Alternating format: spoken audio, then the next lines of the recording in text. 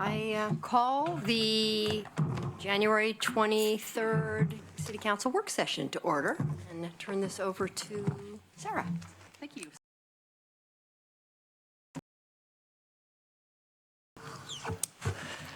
Evening, Mayor, Councilors. I'm Michael Kennison. I'm the Community Development Division Manager, and it's good to be here this evening. And I'm with one of our rising stars in the Community Development Division, our Business Development Analyst, Amanda D'Souza. And we're here tonight to talk with you about the West Eugene Enterprise Zone public benefit criteria.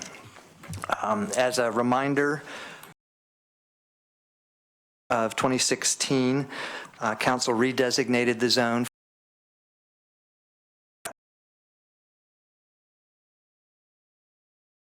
force and revisit the program's public benefit criteria. And Amanda has been back here this evening to share the results of that work. The focus of our presentation will be on proposed changes to the criteria. Before I turn it over to Amanda, I just wanted to say a few things about why this program is important. One is that it's an effective tool towards helping us support the city's overall prosperity goals. It's helping us meet Envision Eugene pillars related to employment growth and utilization of industrial lands. It's contributing to the goals and strategies identified in our regional prosperity, investing in local human capital and increasing average wages. The traded sector and advancement opportunities that aren't always achieved in other sectors. These businesses, the vast majority of which are local, are creating opportunities for young people in our community with varying levels of education so they can stay and build a future for themselves and their families. And as stewards of the public resources, of course, we have a responsibility to make sure we're getting as much public benefit as possible with our investments. And with solid, well thought out public supporting businesses whose wages, business practices and benefits reflect our community values. So with that, I'm going to turn it over to Amanda, and she's going to provide some information with you, and then we should have plenty of time for discussion. Thanks, Mike.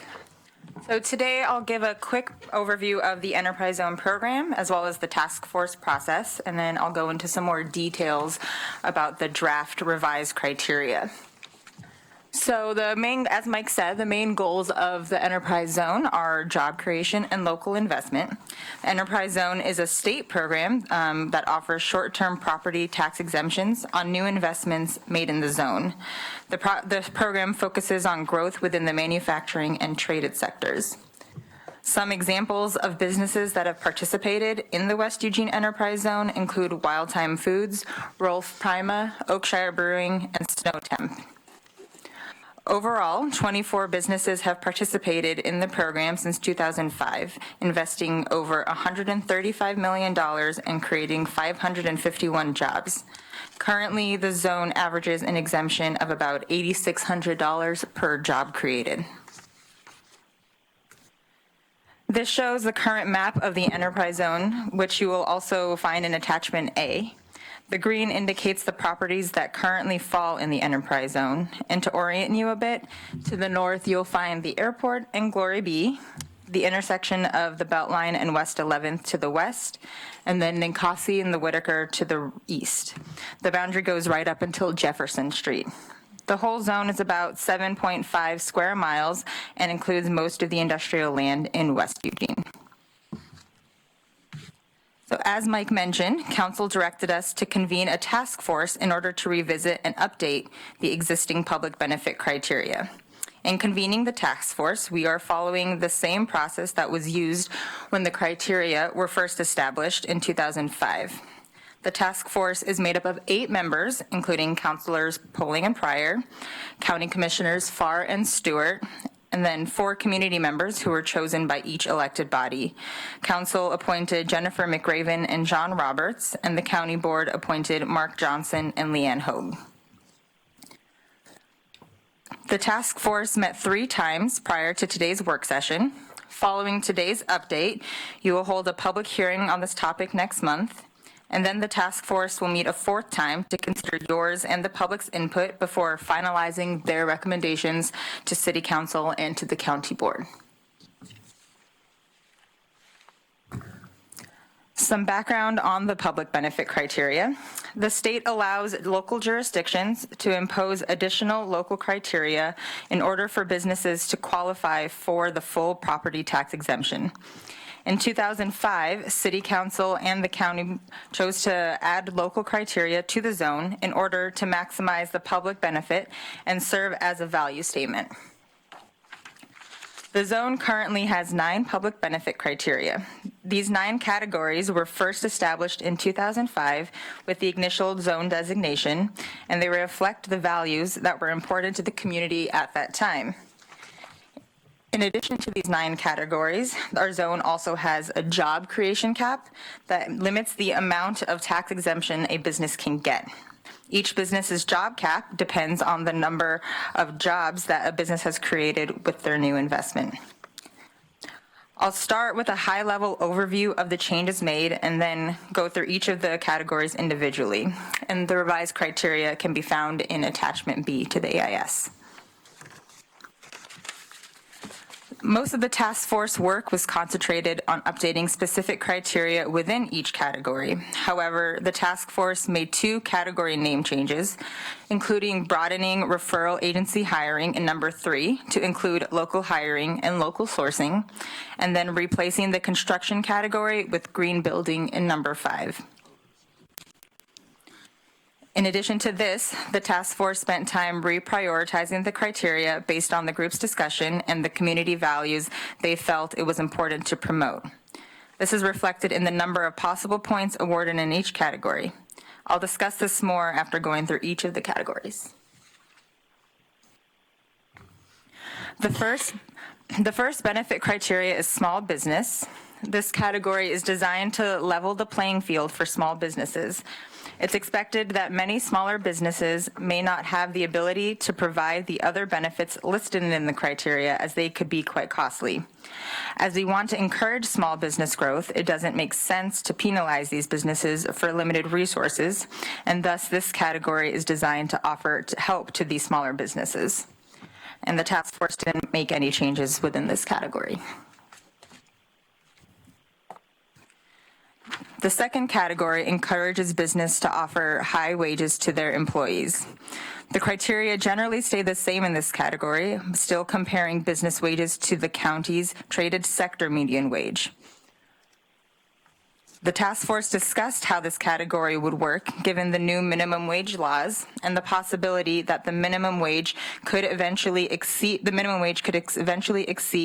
this median wage threshold.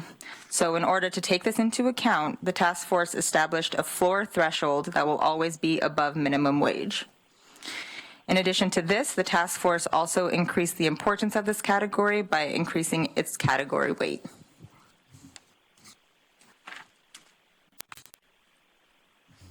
This category emphasizes the importance of using available resources that offer employment assistance and training for local job seekers, and it encourages locally sourcing the materials needed for business operations. 3 of the criteria in this category are newly added by the task force. First, the task force added a procurement plan criteria in order to encourage businesses to source their materials and supplies from local and regional vendors. Second, they added a consultation with city staff in order to discuss how the business can increase contracting opportunities for minority and women businesses. Finally, they added criteria about having a diversity or equity plan or policy in order to integrate diversity into the workforce and the hiring process. And the task force also increased the weight of this category. The fourth category, employee benefits, is designed to encourage business to offer additional employee benefits beyond what is required by law.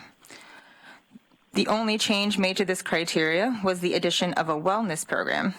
In this case, wellness programs are generally provided to employees as preventative measures to help avoid illness and maintain good health by offering incentives to participate. Some examples can include smoking cessation, diabetes management, gym memberships, weight loss programs, or preventative health screenings. Green building was adapted from the former construction category and is designed to encourage businesses to make an effort in order to reduce their negative impact on the environment. It is on transportation and impact to natural systems. The first criteria in this category focuses on Bring's Rethink program, which provides a comprehensive green audit consultation that assesses a number of sustainability topics. They also added a criteria about how business can encourage their employees to use alternative transportation methods, added criteria about consulting with the city to understand how they can modify their day-to-day business operations to reduce their impact on the transportation system, and also consulting with the city to discuss how to incorporate goals of the climate recovery ordinance into their operations. They added criteria about implementing stormwater management beyond what is already required by city code. And finally, they added criteria pertaining to participation in the city's Love Food, Not Waste program.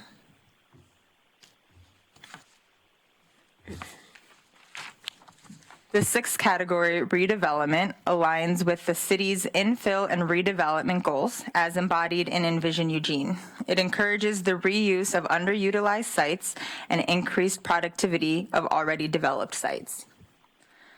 The task force kept the existing criteria in this category, but added an additional criteria for businesses who clean up on-site contamination as a part of their investment. The health insurance category rewards businesses who offer more healthcare coverage than is required by law. Given how the Affordable Care Act changed the healthcare landscape in recent years, the task force wanted to take into account the new federal requirements when revising this criteria.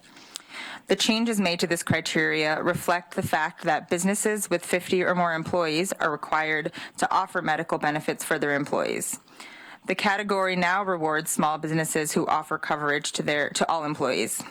And the task force also kept criteria that rewards businesses who offer coverage to families regardless of the business size. The group also, the task force reduced the weight of this category.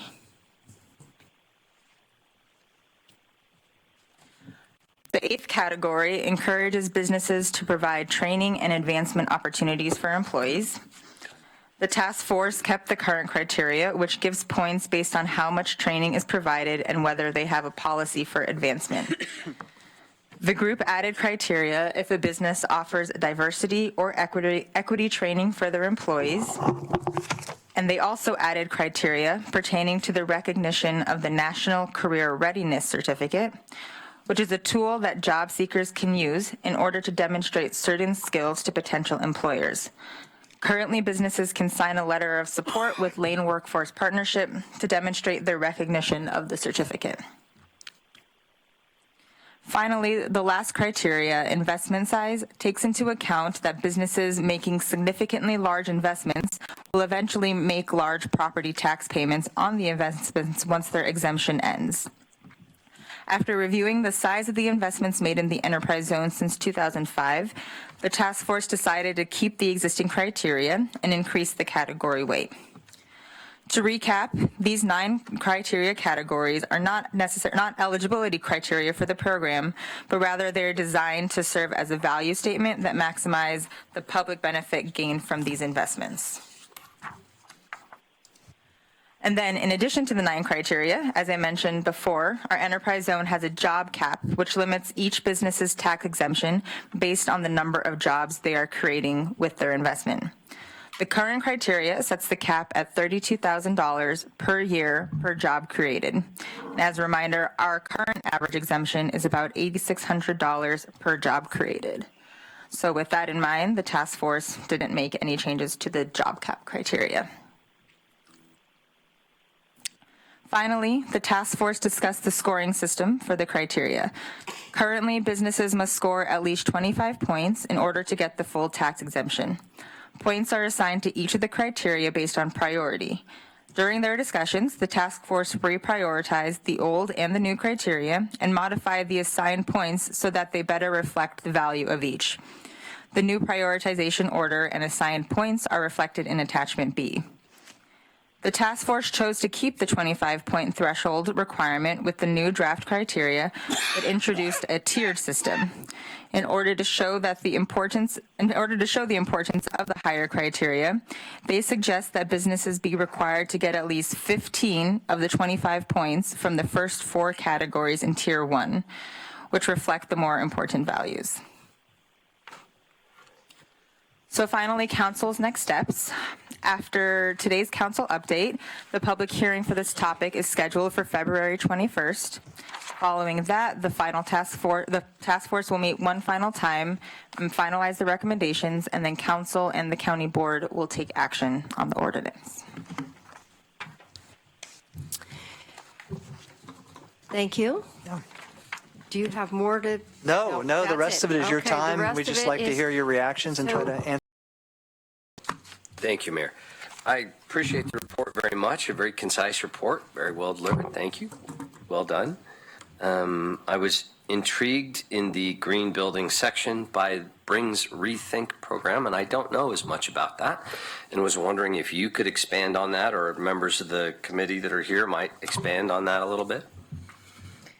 Yeah, so it's sort of a certification process, and so I have an example I can pass around. It's kind of like a checklist, and it goes through a lot of different kind of categories pertaining to sustainability, including business operations, and so it's an existing program that they have where businesses can sign up, get an audit, and see how they can improve their carbon. What are some of those criteria?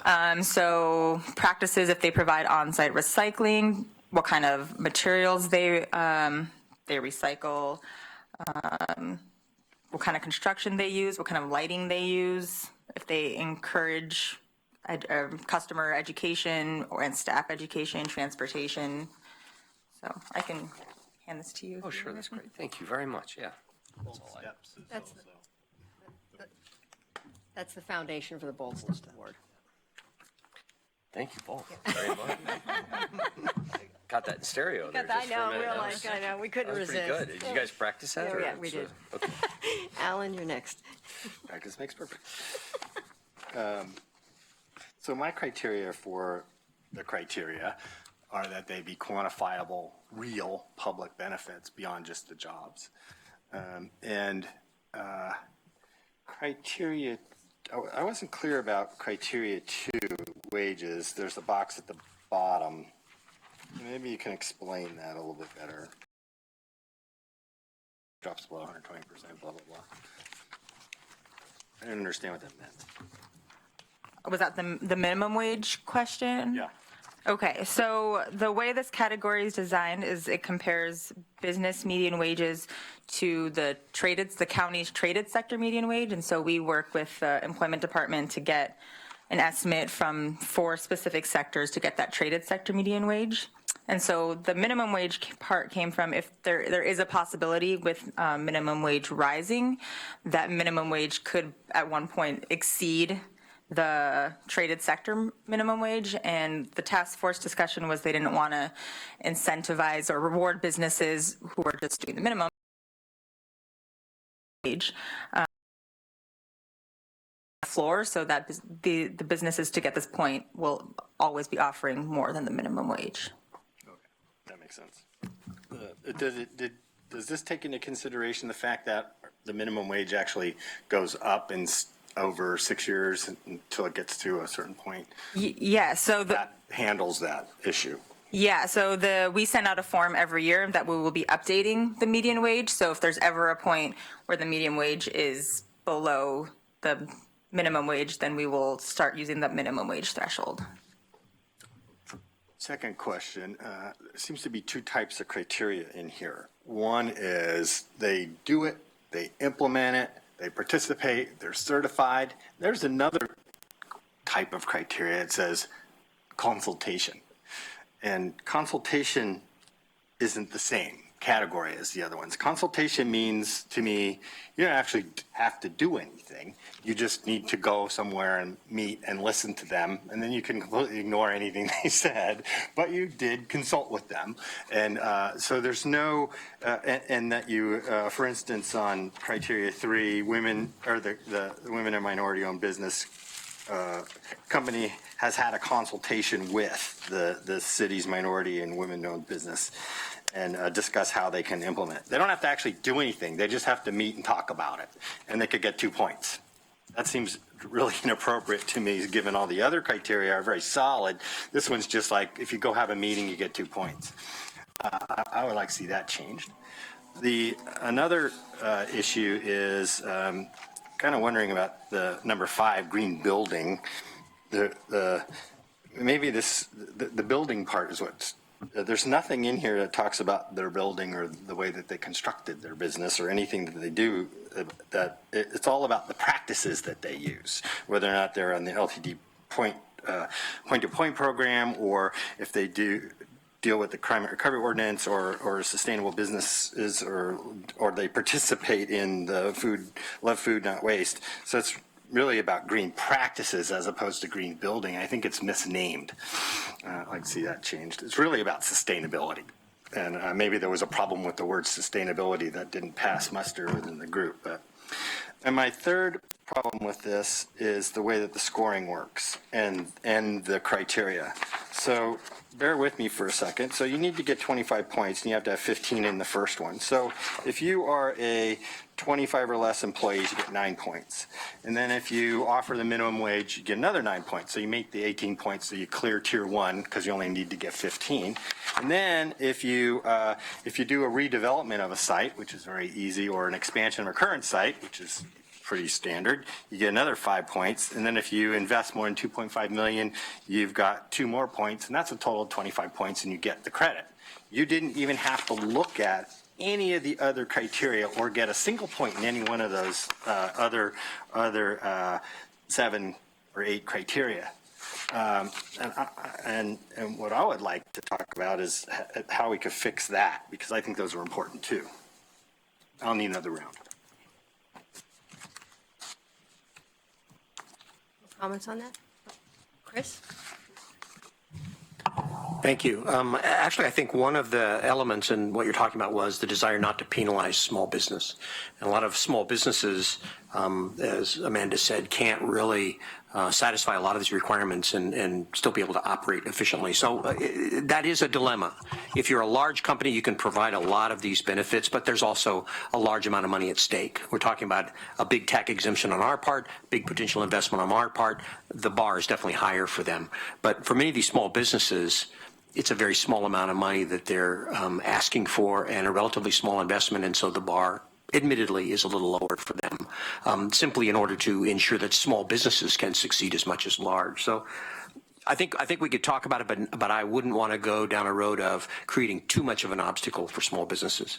Around the green building, yeah, if it's all sustainability, I think that title could be certainly changed.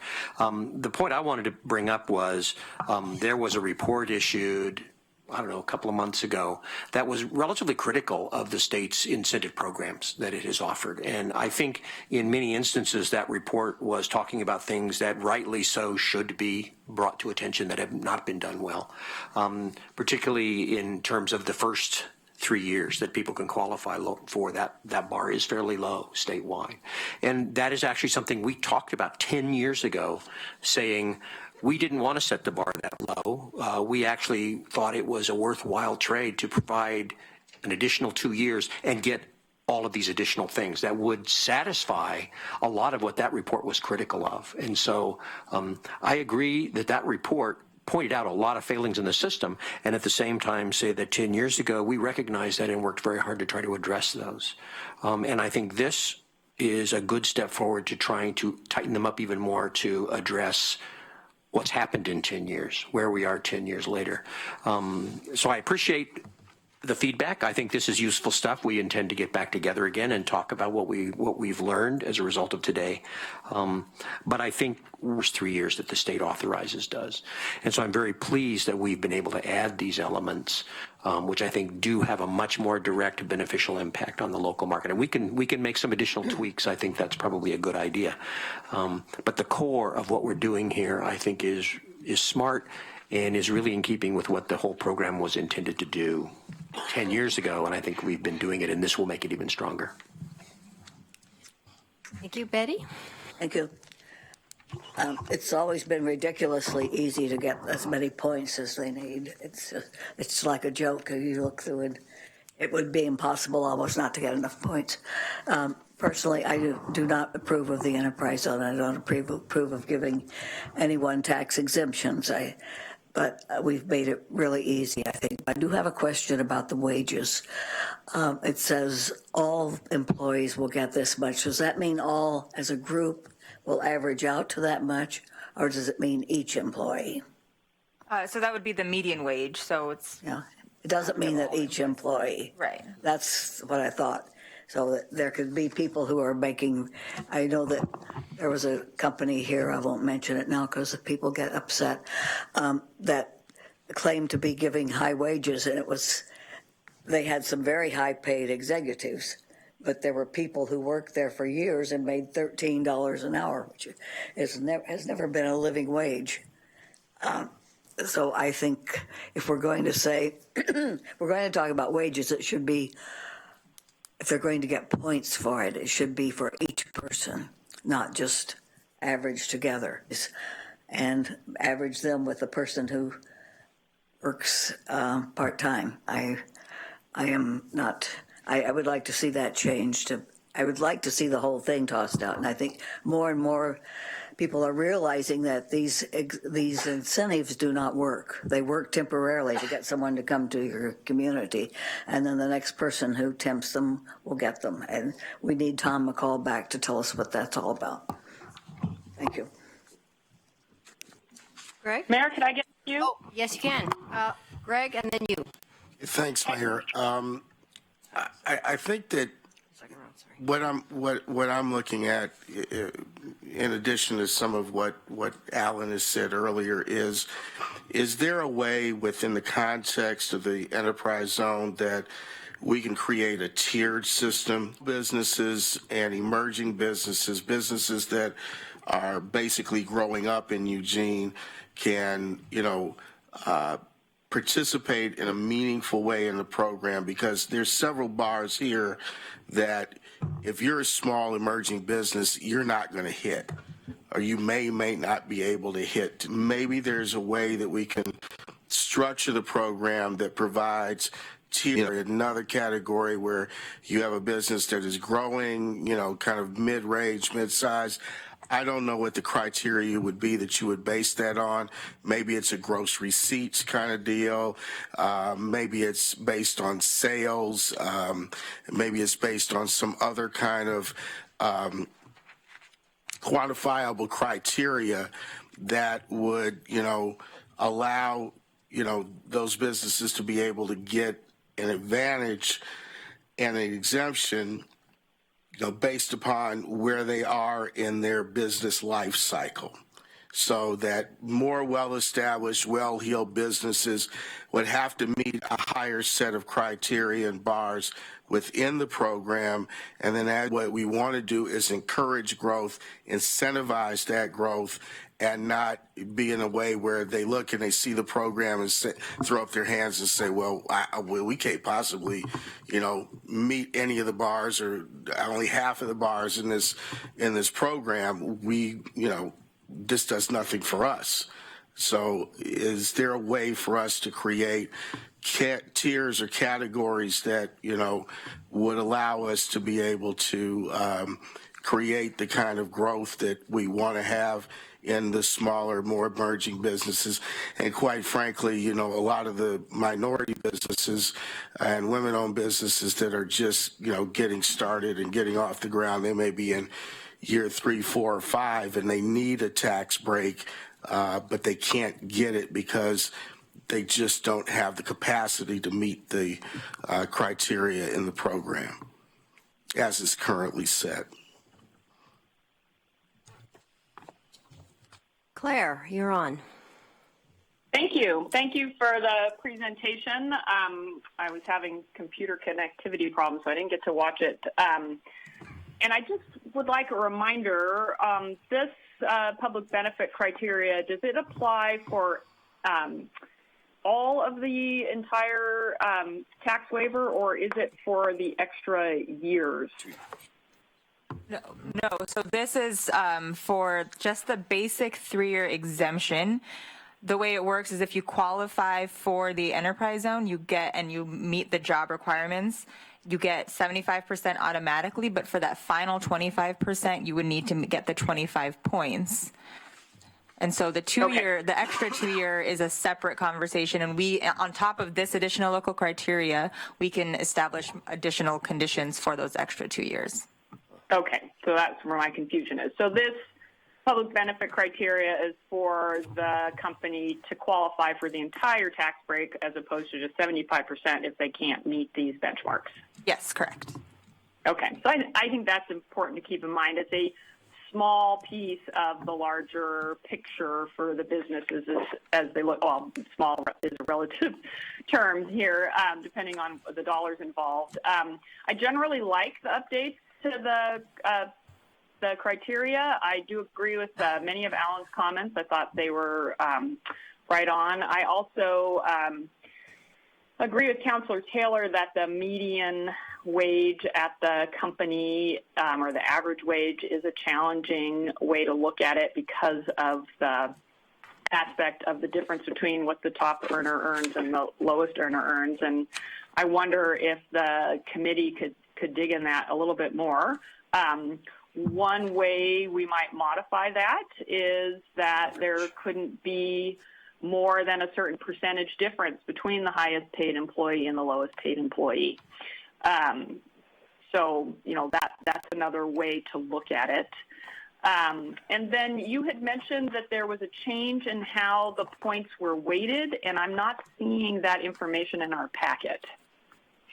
So it would involve a comparison. I guess the packet, attachment C has the current criteria, and then attachment B has the updated points. Yeah, but it doesn't have the calculating part. Oh, so the 25 points threshold is still the same, so you need to get to that 25 points. The new aspect is the tiers, where they would need to get 15 points from tier 1. I see. Okay, so I'm not seeing that in public comment on this, and you know, having it come back before us to see what kind of changes we'll make. Thank you. Emily. Thank you for the presentation. Thank you, Mayor. So the first 75%, this is mandated by the state. And to get it, what qualifications do you have to do for the first 75%? So I actually have some extra slides that describe how this works. So for the enterprise zone, how you get the full tax exemption, if you qualify for the program, so you're an eligible business, you're in the zone, and you need to have increased your employment by 10% by the first time you claim your exemption, you'll get that 75%. And then in order to get that last 25%, you need a minimum of the 25 local criteria points. So this comes from the state that the local people have the 25%. So we have the option. We have the option to create additional criteria, and so we chose to. And so the state decides about the first 75%, not us. Right. And then all of this would be instead of property tax, so it would basically come from the general fund. So they will get an exemption on their so the tax rolls will reflect the full exemption. The way this works is if they have to pay back a certain amount, it gets paid to the city and we distribute it based on the ordinance. Right, but the whole thing, if you get the first 75% and/or, and maybe more, that's money that if you didn't get the exemption, if you didn't fall into all this stuff, would have gone to general fund. Yes, yeah. Thank you. It's property tax that would be available for that purpose. Kind of like Mupti.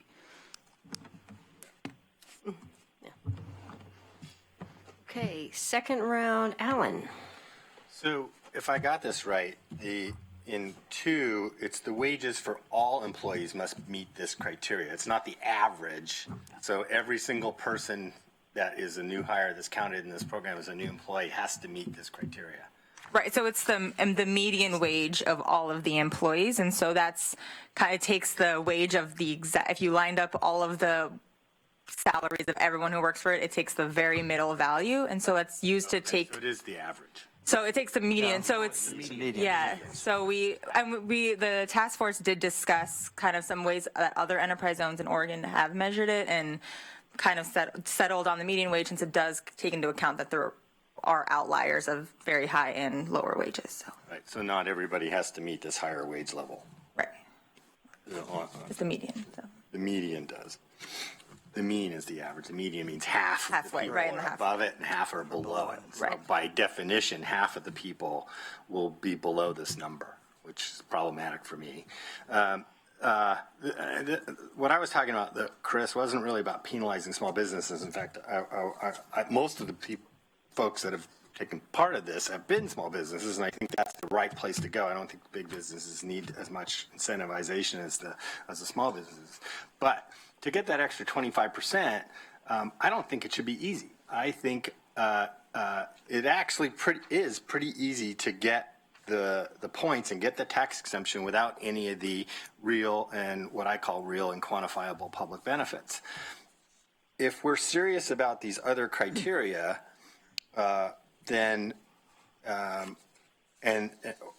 we should have minimum points from each criteria box to then, and the example I gave, you don't have to do anything for local hiring and practices number 3 or number 4 employee benefits or number 5 green practices, not building, number 7 health insurance, or number 8 training and advancement. Those become completely irrelevant if you got the number of points from the other categories. So there's really no meaning to them if they're not somewhat of a requirement. So I think attaching minimum criteria points for each of these criteria, otherwise why are they in there? They're just kind of nice list to have, so we're kind of propping them up as things that we'd like to see people do, but we're not going to make you do them to get the tax exemption. I don't think that's the way to go.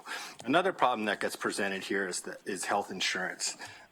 With the Republicans about to repeal Obamacare with no replacement in sight, and very, very difficult, I believe, to craft a replacement program, I think that criteria and its benefit shouldn't have been downscored. I think now it actually should be upscored, because I think that's going to be more and more problematic. I mean, that needs to be rethought, and that could be solved again by a minimum points per criteria box to get the extra 25 points. Again, it's not the 75 points that we're talking about, or 75% of the tax exemption. It's the extra 25 points that we're trying to get real and quantifiable public benefits, and that shouldn't be that easy to get. You should actually be able to prove you got real and quantifiable benefits than just the wages and the jobs.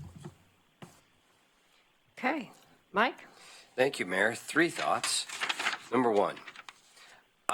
I would like to see us come up with something here that gets passed at both here in the county that creates the intent, that succeeds at the intention of creating real public benefits. I agree with Alan on a lot of what he said, but I don't want to empty the options box for what we might apply as real meaningful benefits for the additional 2-year criteria.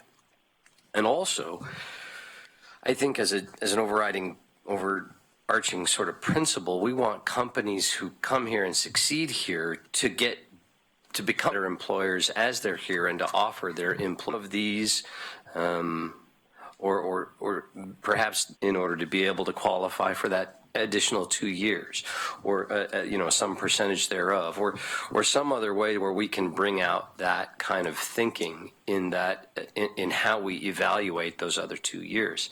The second thing is, I would wonder at the committee level, was the difference between median wage and average wage discussed? Pretty much so. Because I would tell you that I might be in favor of the idea of average wage as opposed to median, would consider doing so or not. But I don't know how the discussion went and whether or not, I don't know the wisdom of doing so or not. And then lastly, one of the pieces that isn't mentioned that I would think would be a reasonable measure that I would want to evaluate and give extra credit to, an additional bonus point or two, would be to local companies or to local ownership of companies. Those who have been here and already invested in our community for X length of time might, get a couple of extra points, or those that are owned by folks locally for X amount of time, who live locally from someplace else to come in here, and they have less investment in this community. But I think we ought to be offering those who have already invested in our community a little something extra to make it easier for them and to partner a little bit better. So, just a thought. George? Yeah, I think I can address that specific point, and Chris, you can correct me if I'm wrong, but we looked at that, and we had that discussion, and of the 30 programs that have gone forward, 28 of this did improve increase the number of employees, et cetera, et cetera, et cetera. So I think if I remember the way the conversation went around that is because there was 95% local business, I don't think we took that into consideration to give it any extra points because it was the local businesses that were taking advantage of the program as it was. Okay, thank you. Chris? Yeah, and to build on that, I think that really was a part of it. And I agree. I don't think anybody wants to penalize small business, but you want to create an area where small business can benefit, can take advantage of the opportunity. And I think we raised some interesting points. The original purpose of the program was around employment and wages. It really was.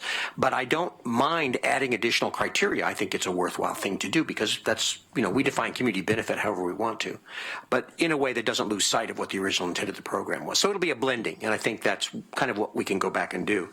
I'm hearing a desire to revisit the notion of wages and how they might be looked at again. I think that's probably a really good idea.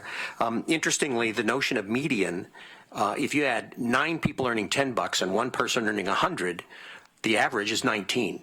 So you've way skewed it up higher than what 9 of the people in that company earn. Because median is a way to get rid of that $100 guy and more accurately reflect the 9 $10 guys. So I think median, and we can go back and look at it again, but I think median keeps you from being skewed by having 2 or 3 execs earning large amounts of money that then disguise the fact that a lot of people at the bottom aren't. And so you want to be able to have that number closer to what the reality is as opposed to what might be thrown off. But we can certainly look at that again.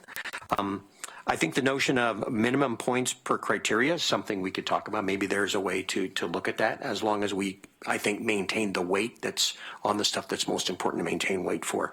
I knew we'd have to go back and talk about health insurance. I mean, we were making assumptions about the Affordable Care Act, and if it's going to change significantly, we've got to figure out how we need to accommodate that. So, yeah, that's absolutely a conversation that we need to continue on with. So, those are just 3 of the things that I'm hearing right now, plus other ones that I'm sure that Amanda and Michael are keeping track of. Emily? Thank you, Mayor. I'm definitely in favor of things that promote, especially for local small businesses, but I agree with the local ownership. Certainly want to stimulate new jobs and good wages. 5% by local criteria, the 75%. Well, and I think in which case they would get the whole exemption. So you would have to make the criteria impossible to satisfy to not get it. In theory, yeah. Okay, thanks. Yeah, basically. Alan? Yeah, the median or average net worth between me and Bill Gates is about $25 billion. So what does that mean? That means nothing, the average. What we're trying to create here are family wage jobs. So the formula for the way I understand it is the median for all employees, new and existing. That would be the formula. Well, what if we change this to, if we're trying to create family wage jobs, why don't we change this criteria to say that we require for all new employees that they meet the median wage, or for the smaller businesses, 85% of the median wage. Then that's the floor, as opposed to the average, which sometimes can be completely skewed depending on who's in the pool, as I demonstrated between me and Mr. Bill Gates. So maybe that's another idea where we don't talk about all employees in the business. We talk about just the new jobs you're creating, because that's what I thought this was supposed to do. It's creating new jobs. Let's specify what the new jobs are supposed to be about, as opposed to the average for the whole company. Who cares?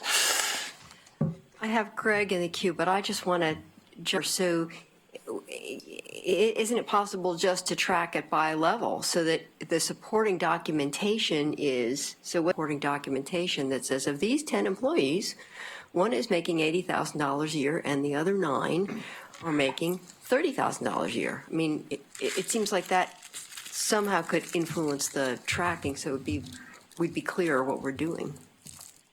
We're not. Yeah. Greg. Was there any consideration for additional points or weight given to minority or women-owned businesses? Right now, no, that was not discussed. I mean, there's the consultation piece, but that's for businesses in their operations contracting with minority and women business enterprises. I'm talking about, firms that are owned by, that are, women, disadvantaged business firms, minority firms, firms that normally are not, are struggling to get up to the levels that are here in order to qualify for the exemptions. So, I'm actually, matter of fact, I know a minority business person who is sitting in this zone on the east side of Highway 99 right now, and this individual is trying to grow this industry-driven business, but just found a location to headquarter their business about 3 years ago here. So again, it's an indigenous business. It's one that was developed here in the community. And, if we're going to continue to support and have internal policies like we had our presentation back in December about, what do we do about encouraging and incentivizing minority-owned businesses, women-owned businesses, this is one of the ways that we can, bring some additional criteria in that allows them to get some benefit for, diversifying and creating a more equitable, workforce. Okay, I am watching the clock, and we have another topic, so I think everyone's... One more quick one. So, what we're talking about on 2 is if you just change the word median wage for all employees to median wage for all new employees, then we're just talking about the new employees and what Lucy was talking about as well, including the CEO of the company. You could run the numbers and see. Sure. There might be a problem with the existing employees then ending up getting paid less than the new employees. Right. Okay. But we're trying to incentivize people to do family wage jobs. Well, we'll let the committee rehash this again and come back. And thank you very much for that report. Obviously elicited a lot of comment. The next thing is the public hearing. Are you going to adjust the Thank you. Yeah. So I just want to clarify that the public hearing will be on what's existing, and then the committee's meeting after the public hearing. So it's not that you haven't been listened to when we come back to the public hearing. It's just how it's been laid out. Good point. Okay. Yeah. All right. Thank you for that. Yeah. Okay. Sarah, next up. Yeah, so our next work session is really just an update and information on how the South Willamette Street pilot study has been going, and I'm going to turn it over to Chris Henry to lead you through the presentation. Mayor and Council, I'm Chris Henry, the city's transportation planning engineer, and I thank you for the opportunity to provide you an update on this and the completion of the year-long pilot study. At that time, we'll be asking for a decision about how Willamette Street should be restriped for a pavement preservation project in 2018. There's a lot of material to cover here. If I go really fast, it'll take a half hour, and I'm going to do my best to get through it. The executive managers felt that this was important information for you to see, so I'm going to provide it to you as quickly as possible, and it's in your packet, so you had an opportunity to look at it before. We're going to begin today's presentation with a video produced by Metro TV that talks about or provides an overview of the pilot study. A critical corridor connecting downtown to South Eugene now has a new look. Under direction of City Council, city staff have reconfigured South Willamette Street between 24th and 32nd Avenues. While the changes are intended to make the area more accessible for those who drive, walk, and bike, this new look isn't how Willamette Street could be configured with a paving project coming up in 2018. There's some permanent improvements that are in place at the Woodfield Station driveway on Willamette Street and at 29th Avenue. Those improvements stay regardless of the outcome of the one travel lane in each direction, a center turn lane, and bike lanes in each direction. With the South Willamette Street pilot study, we'll be able to validate the planning work that took place, the analysis that predicted how the street would function, and we'll know how it really functioned from the engineering perspective and from the community perspective, how people feel about the street. What we expect to find is that there's a significant improvement for the safety of people driving motor vehicles. We also expect the people walking on the sidewalks to feel much more comfortable because they'll be separated from motor vehicle traffic on the street by the buffer that's provided by the presence of the bicycle lanes. And then people riding bicycles will actually have a space to do that rather than competing with people walking on the sidewalk. So everyone benefits. We're fortunate to have received $2 million in federal grant. Those improvements include new sidewalks and driveway aprons, stormwater treatment, and other pedestrian scale. South Willamette Street is an important street in our community, and so much so that the Eugene City Council is making the decision about how to restripe the street. Normally that's an operational decision about how wide and how many, the number of lanes, but this is pretty important to our community, and we think it's responsible for our elected officials to decide here what the future will be for Willamette Street. And we hope to make Willamette Street a safer, more vibrant place that people want to be. For more information on this and other city projects, visit the city's website.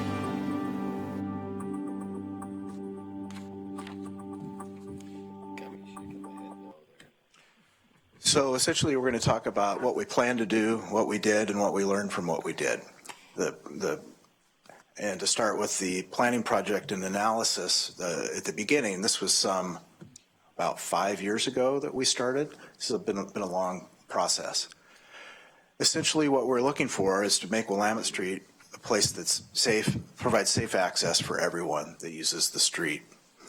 That we're exploring options for how people could safely walk, bike, ride the bus, or drive along Willamette Street between 24th and 32nd Avenues with the goal of making it a vibrant urban corridor. We're coordinating with a pavement preservation project that happened a couple years earlier. It has occurred between 19th and 23rd Avenues. The plan itself, the South Willamette Street Improvement Plan, with an opening day or horizon year of 2018 to coincide with a pavement preservation project that's coming up, and then the South Willamette Concept Plan, or the land use pilot study implementing Envision Eugene in the area. The corridor is about 3/4 of a mile long. It has a mix of uses along the corridor. North of 29th Avenue, it's 4 lanes. In the vicinity of 29th Avenue, it's 5 lanes, and then south of 29th to 32nd is 3 lanes. The roadway or the curbside conditions for people trying to ride their bicycle or walk in the corridor is sidewalks that are obstructed, that are broken up and then fairly narrow in some places, with the potential for them to be much wider. There's over 70 driveways in the corridor, a couple of bus lines for Lane Transit District, and the posted speed is 25 miles an hour, while we experienced most people driving a little bit over that at 30 miles an hour. We had a public involvement process that lasted about a year and a half. The last time we were before you, I believe, was in early 2014 when we decided to implement a pilot study rather than making a decision at that point. What we heard through that public involvement process, let me go back a little bit. We had a series of 3 community forums and focus groups that talked about, had different mixes of people in the focus groups, people walking and riding bicycles and business owners, and provided them safe opportunities to have a discussion outside of a broader community forum. This last community forum at South Eugene High School had nearly 300 people in attendance, one of the largest, if not the largest, turnouts we've had for a public project in Eugene.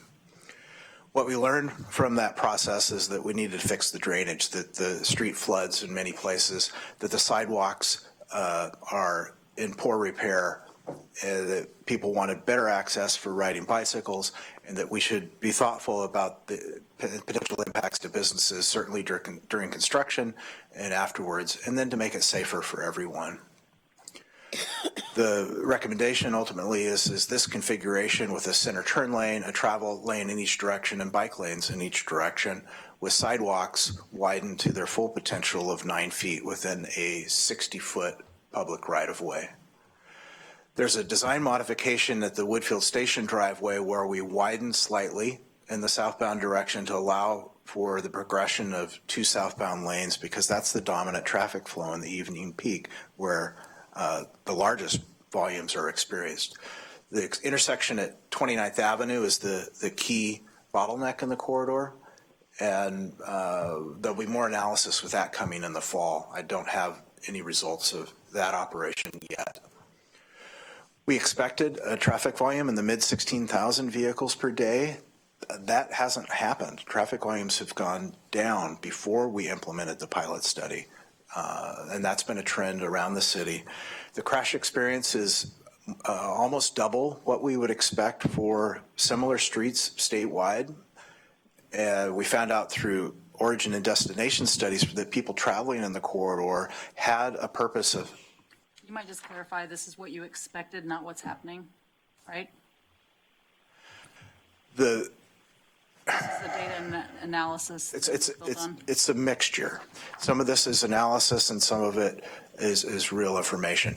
The traffic volumes we projected based on data collected in 2011, and since that time, the traffic volumes dropped. I'll have some information on that. 14 to 15,000. The collisions existing were 5.2 crashes per million vehicle miles traveled. That's almost double what we would expect on similarly classed streets in Oregon. We measured how people traveled through the corridor and found that about 2/3 of them had a beginning or ending in the corridor, and only about a quarter of the people were traveling through. And that's because we provide that information because people were concerned about how the corridor was being used. Some felt that it was a commuting corridor where people were just driving through. Well, that's not true based on the data we gathered. And then the businesses were concerned that people might just drive through and miss them. Well, actually, most people have some purpose in the corridor. As I mentioned before, the intersection at 29th Avenue is the key intersection. And the reason why we brought this issue to the council, because until we adopt the city's transportation system plan, we have analysis. When we have new analysis, it might be a moot point, and it will likely be if you adopt the transportation system plan, but that's why the decision making was coming to you. We measured travel time in the corridor of about 3 to 3.5 minutes in the PM peak period, and we expected an increased delay with a reconfiguration of about 30 seconds. We expect, because we're changing the number of travel lanes in each direction from 2 to 1, that the queues or the stacking of vehicles at the intersections when they're stopped would about double. And that in the evening, actually as vehicles per day, traffic volume traffic volumes may shift to other streets anywhere from 100 to 500 vehicles per day. We looked at we looked at case studies in other cities to compare to Willamette Street. To my knowledge, these other cities did not have pilot studies, but they did collect before and after data. They had similar traffic volumes, similar character, some in our area. We also reached out to other communities like Ashland to find out what their experience was with their pilot studies. From those pilot studies, what we would have learned and would expect is that speeding in the corridors would be reduced, that safety would be improved for everyone, that more people would be walking and riding bicycles, that there would be very little traffic volume shift, and that there wouldn't be any operational issues to experience. That led to the consultant and staff recommendation to you for this 3-lane alternative, a center turn lane, travel lane in each direction, and a bike lane in each direction with the, later widened sidewalks. In that recommendation, we expect to experience a 30% reduction in crashes for people driving cars in the corridor, that access for people walking and biking will improve, that there will be acceptable levels of delay as people drive through the corridor. We were confident that the case studies indicated that this would be a successful pilot study and that the 3-lane alternative ranked high in our screening criteria and best reflected the community goals and objectives. But that wasn't quite enough. We didn't provide convincing information about economics to businesses that were potentially affected in the corridor. So we worked with Eco Northwest to conduct a literature review of similar reconfigurations, and what we found in the limited data that was available on economics was that there was not direct evidence available on the effect on businesses, that these street reconfigurations had modest impacts on streets similar to Willamette Street with similar volumes, that there's a potential for commercial lease rates to change based on traffic volume, and that there wasn't any link shown for reduction in business visits or revenues. It's one way to summarize the results of the literature review was that the results were mixed and weren't particularly conclusive. They didn't necessarily show a negative impact, but they didn't show a positive one either. There are some other case studies, and it depends on if you look at them on an individual basis, results might vary. Well, so then we began the pilot study, and here's a series, lots of photographs of the construction activities and how the street's been functioning. But first, I got to tell you about what we did. There was quite a period of time between your decision in 2014 before 2016 when we actually constructed. We had to purchase right-of-way for widening at Woodfield Station, and that took quite a bit of time coordinating that activity, much more than usually expected. We also closed across the street on the east side of Willamette Street, across from Woodfield Station. We closed 2 driveways, and that required an administrative order. There were some utility relocations by UWeb and other utility providers, and we rebid the project. We bid it first, and the bids came in too high. We restructured our bidding to come earlier in the construction season. We took some of the risk away from the contractor by purchasing signal materials ourselves, and then we relaxed the schedule a little bit to get the costs down, the time for completion. All those things reduced the risk for the contractor and reduced the costs. Construction started in February 2016 through August. Total cost was about $1.3 million. That's $750,000 in construction. For Brown Construction, that was for the materials and the equipment and the inspection costs. And then the monitoring of the pilot study was $150,000, broken up between the transportation element, public opinion, and an economic study. That $1.3 million buys permanent improvements.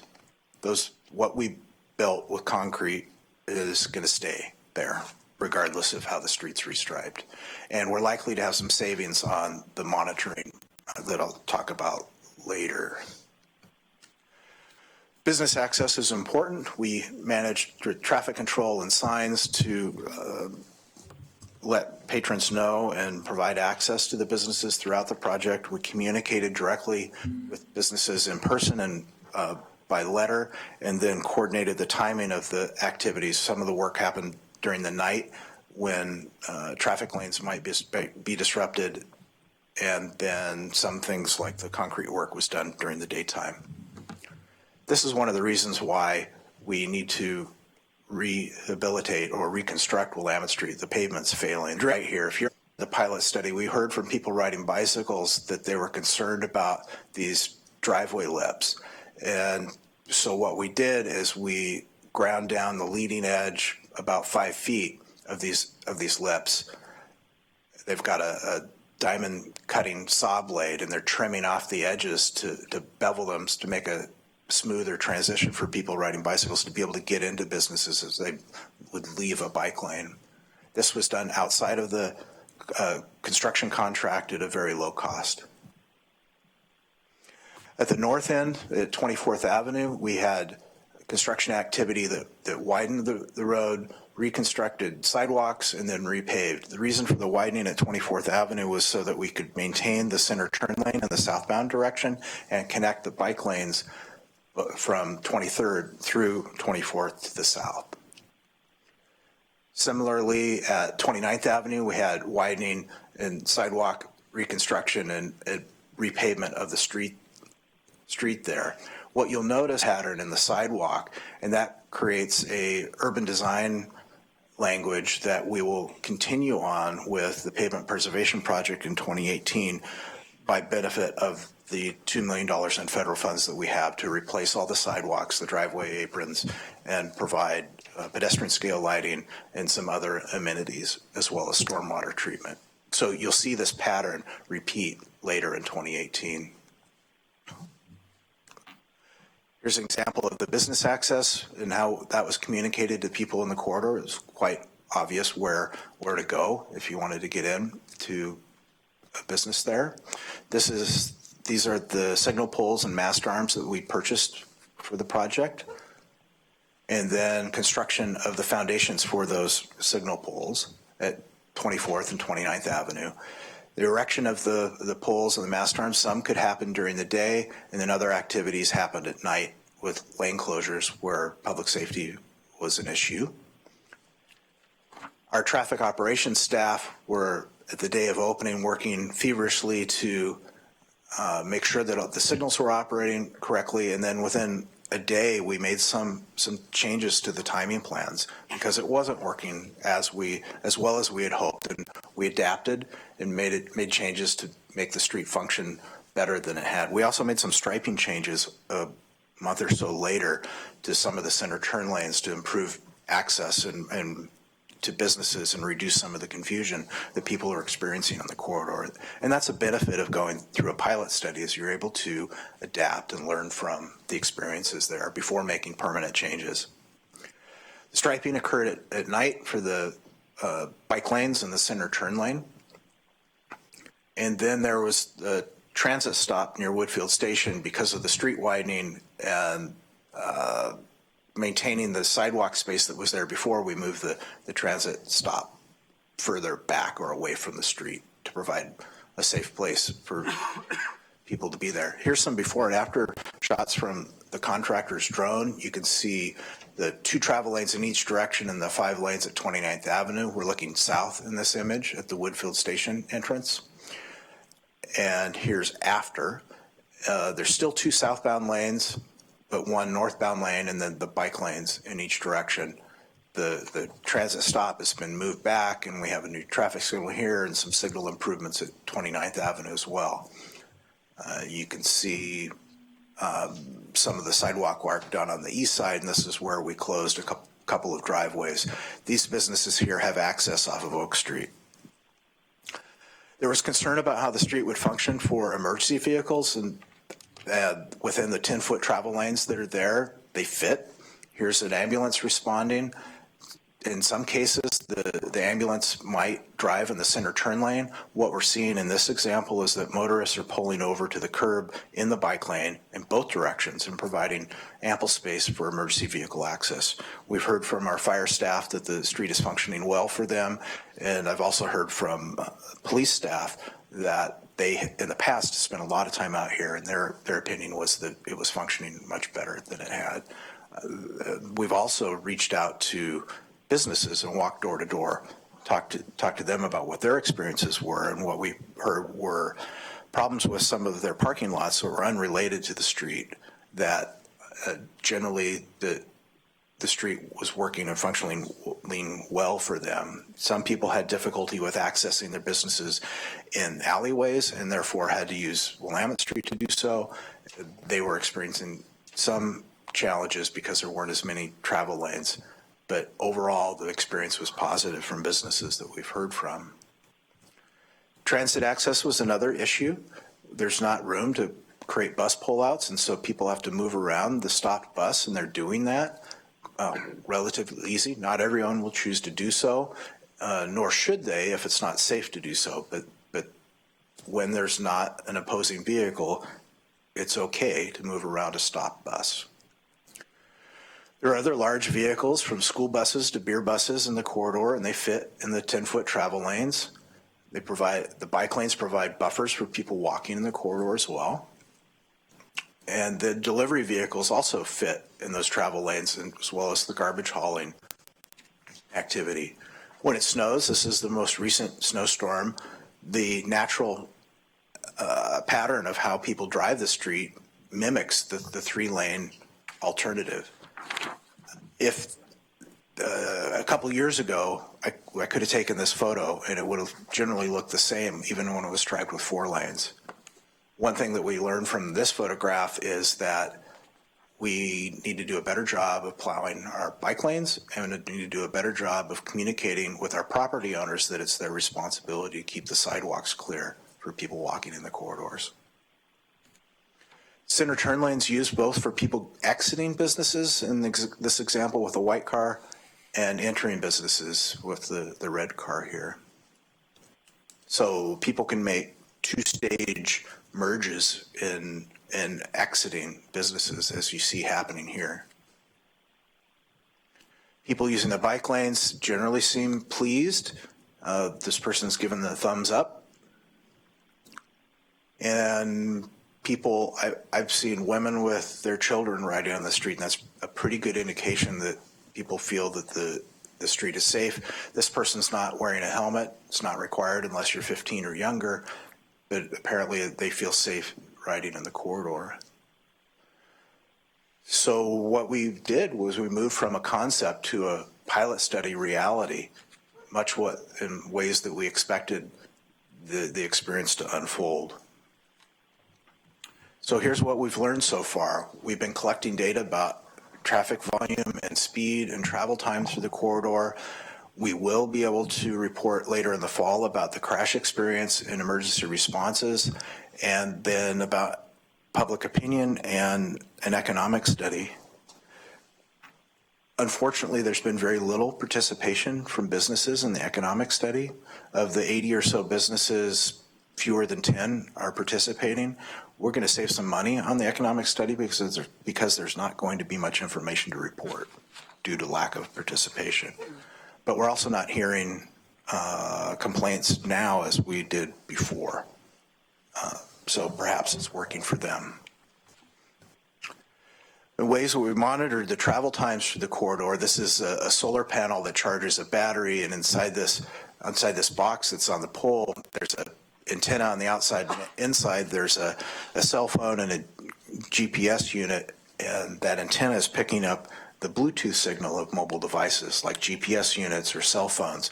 It does so anonymously. They're in 4 different spots in the corridor, and we can measure the travel time through the corridor that way. It can also be used for origin and destination studies, or to understand where people entered a corridor and where they left because of the Bluetooth signals. We also have a solar-powered, these are solar panels just south of 27th Avenue. and this is a microwave sensor that looks across the street, and it's measuring the speed and the volume of the traffic. There's also, we're not using them anymore, but we've had hoses across the street to help validate the data being collected with microwaves. We purchased that equipment separately, and we'll be able to use it on other projects in the future. So what happened with the traffic volume? We were talking about that before. We were thinking mid-16,000s in 2018, but we were getting mid-14,000s before the restriping, and dropped a little bit lower in February before the actual construction started. And then you compare those volumes with what happened after. And so this is the summer of last year, after the street had been restriped and opened, and the volumes maintained or increased over what they were before. They didn't drop like some people were afraid. They actually went up. But what about the neighboring streets? And there's a lot of numbers on here, but what you'll see in most cases is that the bold numbers are the after numbers. That on the west side, on Jefferson and Lincoln, that we're roughly within 100 vehicles a day. On 29th Avenue, on the east and west sides, that they're essentially the same traffic volumes. On Amazon Parkway and Hilliard Street, there's a little more variability, particularly on Amazon Parkway, but they're all about the same. So that we'll have more data in the fall, and we'll have more intersection operation data to present to you. But what we're seeing from tube counts on the street is that there wasn't a dramatic shift in traffic like we thought there might be, or like people feared would happen. The speeds on the street, half the people before were going at the speed limit. I think we call that the mean speed. Median? Well, it's the 50th percentile. Not the median. I'm trying to tie back that earlier conversation. The 85th percentile, or the speed at which the vast majority of people drive at or below, was about 6 miles an hour over the speed limit.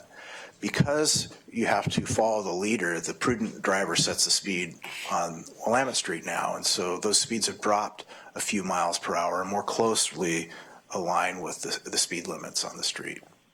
The travel time in the corridor in the southbound direction in the evening peak increased by about 10 seconds, less than the 30 seconds we thought would happen. In a northbound direction, a few seconds.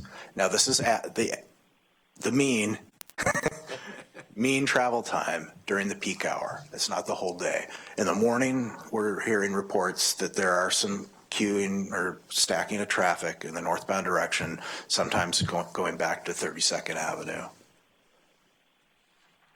We learned that through the process that it's important to engage a diverse group of stakeholders to recognize all their individual interests, that we need to provide facts and technical findings that help inform decision making, and that those technical findings themselves aren't necessarily enough, and that's why we engaged in this pilot study.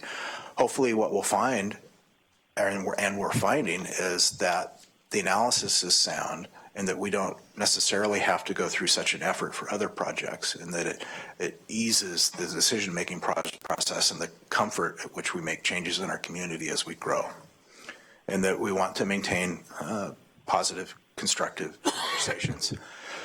It's also in our lead, one of our electricians who was responsible for the signal timing, and then Chuck Mueller here is the construction project manager. And without all these pieces coming together, we would not have been able to pull off the change in the time frame that we had. So again, when I return to you later in the fall, we'll provide a full report following the completion of the year-long pilot study. We'll include before and after information about the transportation function of the streets, some results of an economic study, and an opinion survey. We'll be asking for a decision about how Willamette Street should be restriped as part of a pavement preservation project in 2018. And we have just a few minutes left.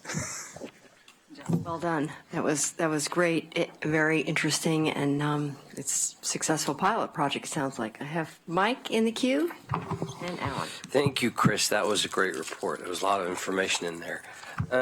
Cover of regular bicycle usage as well as car counts. Yes, the People riding bicycles are being counted. Reported accidents for bicycles as well? Because that was a big criteria in the previous. The crashes that are reported, to the extent that they're reported, we will be able to present that information. Okay. I guess what I'm looking for is that we are going, because I remember the presentation we had in advance.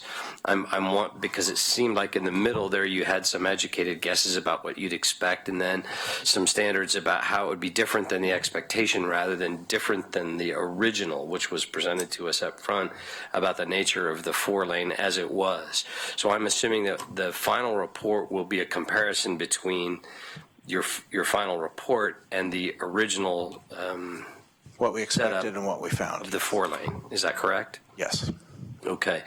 On a side note with this, rather than go back to that center slide and deconstruct, why do we have traffic? We are going to be maybe in congestion issues as well, right?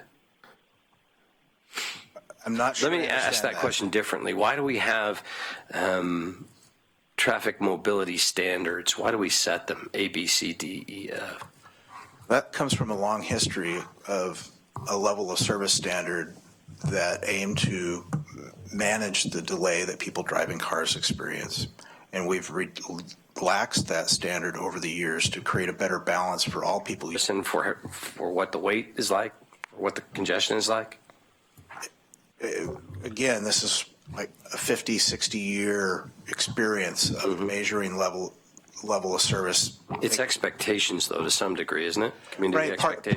Part of it is to anticipate growth and accommodate the demand on the transportation system. Who gets to decide that standard?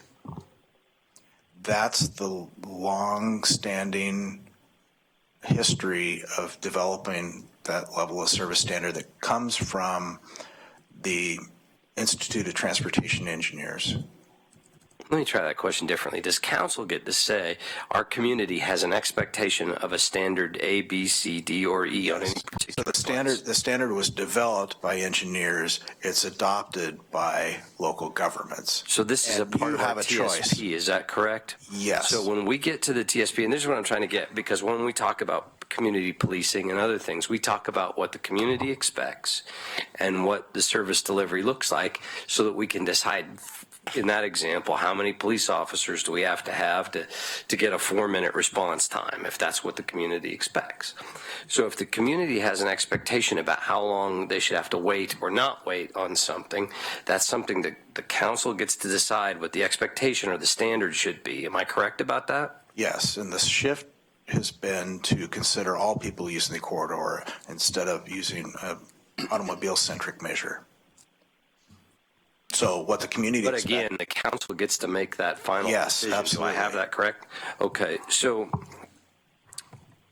I just wanted to say that and point that out for the sake of my colleagues, because this is our job. It's our expectation, and when we get to the TSP, we're the ones who should have a robust discussion about what the community expects when it comes to the level of standard of travel times and waits and congestions, and I look forward to that discussion in the TSP. Okay. Alan? Yeah, I was an early advocate of the restriping pilot study to find out if it worked without spending a bunch of money, and I think we're heading down that road in a fruitful way. Just as an informal polling that I've done at the neighborhood meetings that I go to, I often ask people to raise their hands if they think that the Willamette restriping is working, and overwhelmingly people think it is working. Not super scientific, but good data point for me. So earlier indications of what I got from what you were saying, Chris, is that that it is pretty much a success. It's just as safe. Speeds are slower, not much delay, no decrease in car volume, actually, maybe even a little increase. Emergency vehicles, not a problem. That was a concern. Is there a problem with the traffic? You had a slide up there that had the traffic volumes before and after, and they were completely different time frames. Does that mean anything? Is there seasonality to the traveling that goes through Willamette, so that if we have something that we're looking at in September and versus February, those dates, does that make much difference, or is it pretty consistent? Well, traffic volumes fluctuate by day of week and days and Fridays. We like to measure Tuesday, Wednesday, Thursday because that's more representative of the average experience on the street. And then in the summer, when the University of Oregon and the school districts are out, traffic volumes tend to drop on our streets. And so we like to measure for many of our projects during the school year. The data points here, I don't think they're all during the school year, but they're comparable. I would gather the data at the same time period to have, so that we're not comparing apples to oranges. We wanted to be equal. Yeah, well, why is there a problem with the little participation by businesses on the business impacts? What's going on?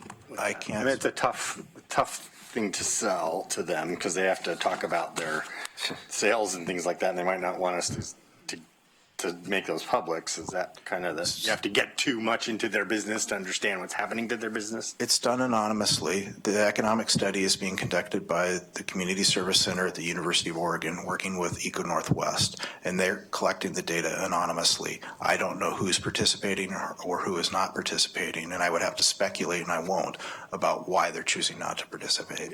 It's probably not the people that didn't like the project in the first place, I would suspect. One of the big issues I hear about is the utility poles and the sidewalk. And why can't we just get rid of those and underground this whole thing? Do you have a cost estimate, or can you get to us a cost estimate of the undergrounding all the utility poles on that section? And EWAB's willingness to do that? Because when I worked for the utility industry, it was expensive to do that. It is. We told you it was about $2.5 million to relocate, not underground, but to relocate to the Amazon corridor. EWAB brought that consideration to their board. Staff brought it to their board, and they declined to accept that in their capital program. What if when we're doing the reconstruction that they put the lines in underground at that point? Because we're doing a reconstruction. That's what they're choosing not doable. To do. Because it's relocating, it's not putting them underground in the corridor, it's moving them out of the corridor. And they're choosing not to put them under the sidewalk. What we do have the opportunity for is on the east side of the street where we have the city street lights, we can underground those overhead wires. But the telecommunications and the electricity on the west side would not be moving unless there's some other funding source.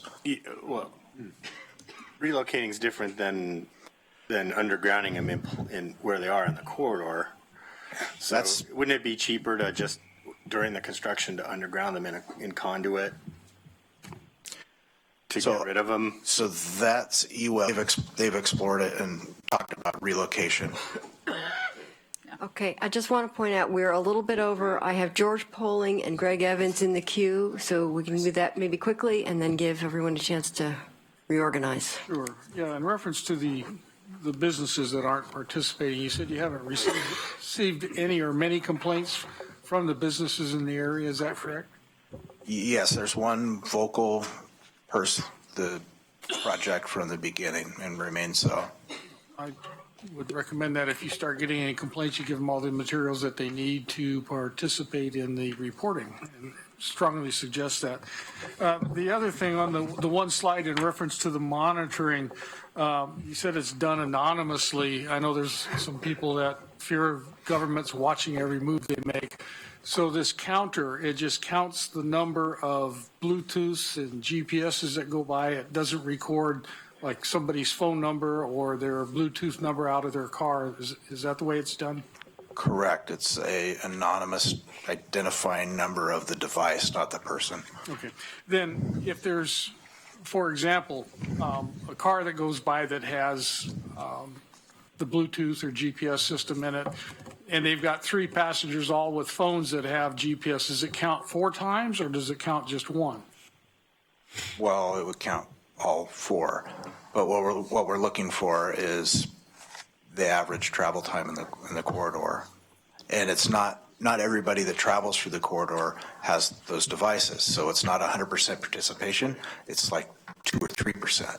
So it's just used to record the travel time and not the number of Correct. It's not a volume measure. They all four got there at the same time. That's right. They Thank you. started and they left. Greg? Two things real quickly. What is the specific outreach to those businesses that we're doing? Or do you have, I know Cogito is up there, are they doing canvassing to gather data, or just this is another form of collection in terms of corridor 4 or 5 times a week, you know, going back? And most of the people that I've, you know, talked to or engaged around this have been pretty pleased with. Two, because I think it's important that we do get that feedback and data. And the second thing is prior to that 2013 date, I will know 2009 and 2012, 2013, we had a demonstrable increase in the number of students that we had going to college, and that has since decreased. So part of that traffic is taken off by LTD, but there's a significant number of students who during that period were traveling through the corridor by, you know, single full parking lot continuously. So how do we measure future impacts of traffic flow specifically around you know, increases and decreases in student volume and other volumes that are affected, you know, in that government up to. Which question to answer first? The economic data and the public opinion and how people are using the corridor, number of people biking, is collected by the University of Oregon using students. So it's not Cogito and it's not city staff. And the recruiting process for the economic study had letters, emails, and phone calls to those businesses, including a follow-up letter from the city manager encouraging their participation when we were seeing a low turnout. And that participation didn't change. As far as how people use different corridors and what we might do about that with changing demographics or education opportunities or economy, I don't have a real good answer for you other than that we work to provide options for people and how they travel, so that if they choose to drive a car, that there's a place for them to do that, that if they choose to ride a bicycle or if they choose to walk or if they choose to ride the bus, and that they have choices to meet those changing demands. Because we're not always necessarily going to be able to provide capacity for people driving cars over time unless we want to infinitely widen our streets. And experience shows that that does not solve the problem. So these other changes in demand. And going back to my first question about the data gathering, I note that when LTD was going out and starting to do, you know, contact with businesses out West 11th and 6th and 7th, there was some door-to-door kind of work with those businesses. So maybe there's a way to do some sampling with somebody that would be able to, you know, take an extra step and say, okay, this block of businesses or so many businesses that we want to get a sample size to get some feedback on that, because I think that that's important, because they were mostly worried. The people that reached out to me and reached out to other counselors mostly worried about that particular impact. So every business was contacted as part of the South Willamette Street Improvement Plan, and that was Cogito. And then myself personally, after the restriping, I went to a dozen or so businesses with Brian Richardson. So there was some face-to-face. Yep. Okay. All right. I think we're over. We need to close this session of the work session.